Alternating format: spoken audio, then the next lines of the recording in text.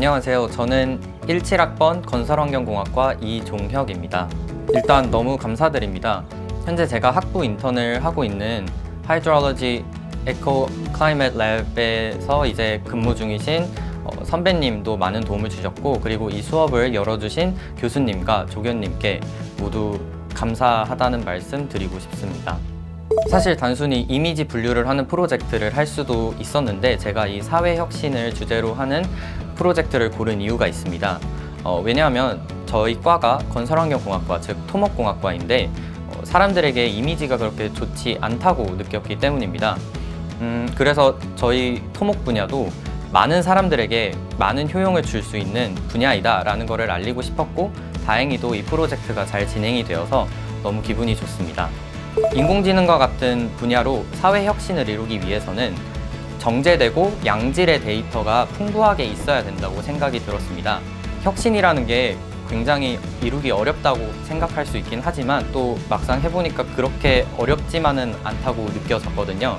많은 사람들이 작은 혁신을 이루면서 지금까지의 큰 혁신을 이루었다고 생각이 드는데, 그러기 위해서 더 많은 사람들이 유입이 되어야 하고, 그 유입을 유인하기 위해서는 더 양질의 많은 자료들이 준비되어야 한다고 생각했습니다. 오늘 학부 대학원 연계 과정에 딱 붙은 날이어서 아마 대학원에 진학을 할 것 같습니다.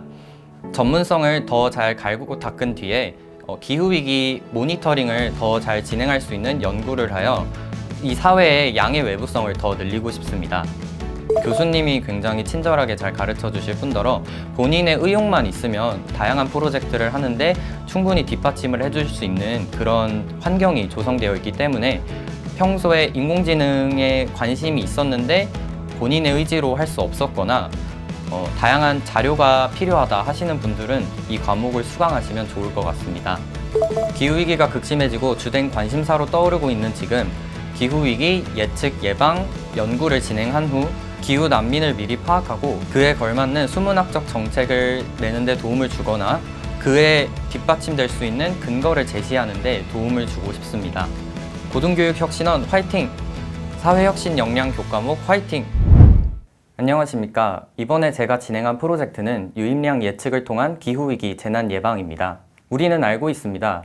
기후위기, 지구온난화가 계속되면 빙하가 녹게 되고 해수면이 높아져 도시가 잠기게 될 것이라는 사실을요. 그러나 그건 100년 정도 뒤의 일이라고 여겨 아직 큰 문제라고 생각하는 사람이 많지는 않을 것 같습니다. 하지만 중요한 점은 점점 해수면이 높아지면서 어느 한순간에 도시가 잠기게 되는 것이 아니라는 점입니다. 밀물과 썰물이 변하고 태풍이 잦아지는 것이 그 시작이라고 합니다. 기후위기가 오는 것의 첫 번째 징후는 바로 오래 지속되는 장마와 그로 인한 홍수입니다. 100년에 한 번 일어나던 홍수가 10년에 한 번, 5년에 한 번, 그러다 매년 일어나고 결국 더 이상은 물이 빠지지 않게 되면서 도시는 잠기게 되는 것이죠.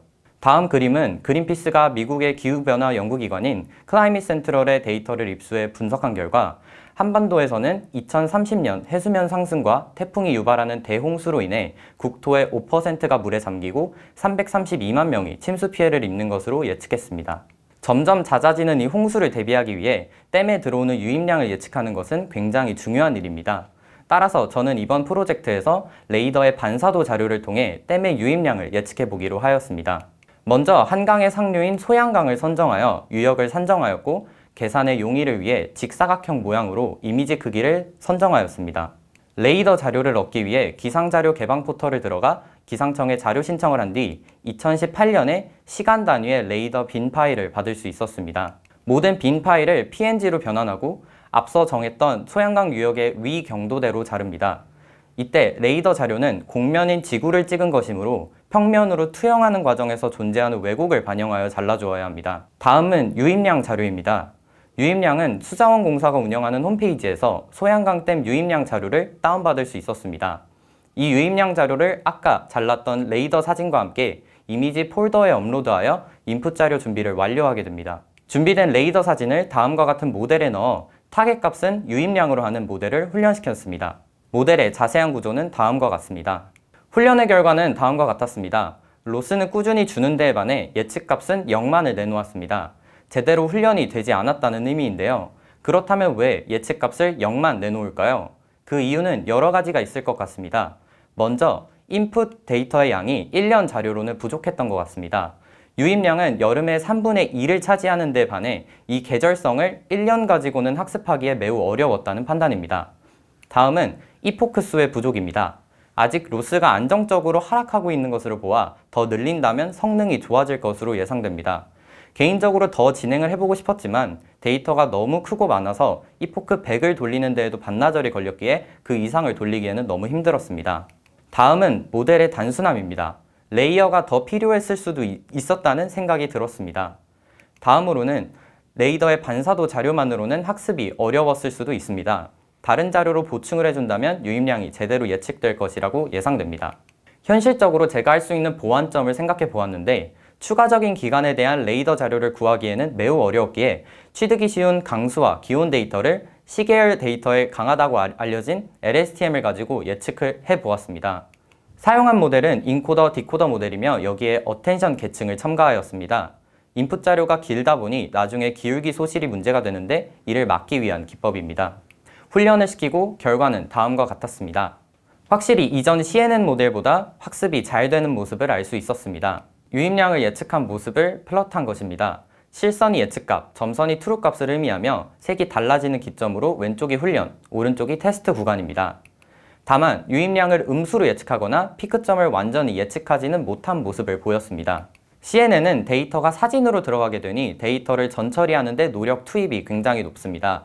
단순히 시계열 숫자가 들어가는 LSTM보다 연산이 많아 처리 속도 또한 느렸던 것 같습니다. 그래서 CNN의 경우에는 많은 훈련 횟수를 돌릴 수가 없어서 예측이 제대로 되지 않았습니다. 그렇다면 CNN의 성능은 어떻게 높일 수 있을까요? 저는 추가적인 데이터를 넣는 것이 중요하다고 생각했습니다. 다음과 같은 경사도 자료 혹은 토지 이용도를 넣게 되면 성능이 향상되지 않을까 생각됩니다. 1990년만 해도 과학자들 사이에 기후위기에 대한 합의가 전혀 되어 있지 않았지만 현재는 전 세계가 기후위기에 귀를 기울이고 있습니다. 다가올 기후위기의 피해를 줄이기 위한 정확한 예측을 인공지능을 통해 할 수 있다면 효율적인 대처가 가능할 것이라 의심치 않습니다. 감사합니다.